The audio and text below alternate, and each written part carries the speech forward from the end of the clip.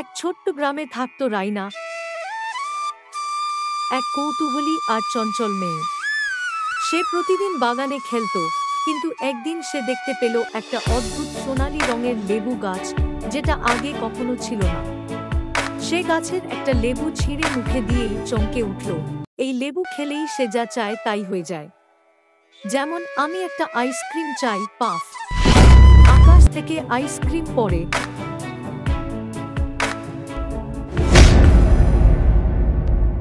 একটা কথা বলা বিড়াল চাই, মিউ মিউ করে হাজির হয়ে গেল এক বিড়াল। রাইনা মজা করে অনেক কিছু চাইতে থাকে। স্কুলের হোমওয়ার্ক উড়ে যায়, খেলনা নাচতে শুরু করে, দুধ নিজে নিজে গ্লাসে ঢালছে।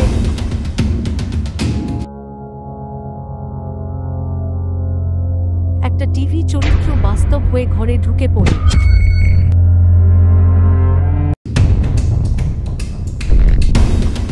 গ্রামের সবাই অবাক, কে করছে এই সব?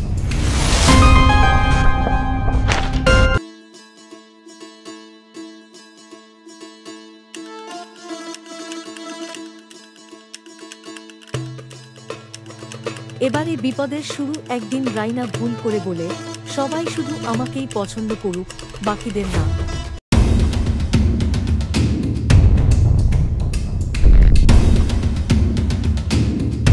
আর তখনই গ্রামের সবাই রাইনাকে ছাড়া কাউকে দেখতে পায় না।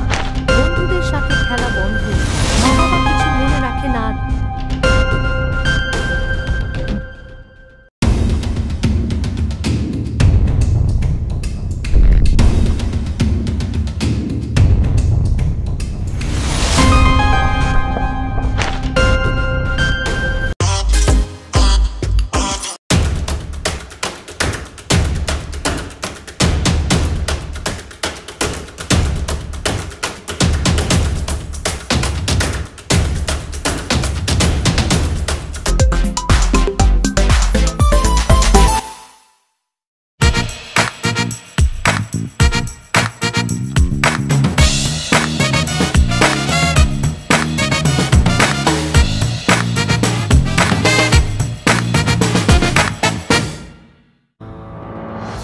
রাইনা আবার সেই গাছের নিচে যায় আর বলে, আমি কিছু চাই না, শুধু আগের মতো স্বাভাবিক জীবন চাই।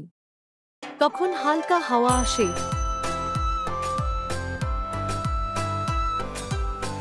লেবু গাছ মিলিয়ে যায়, আর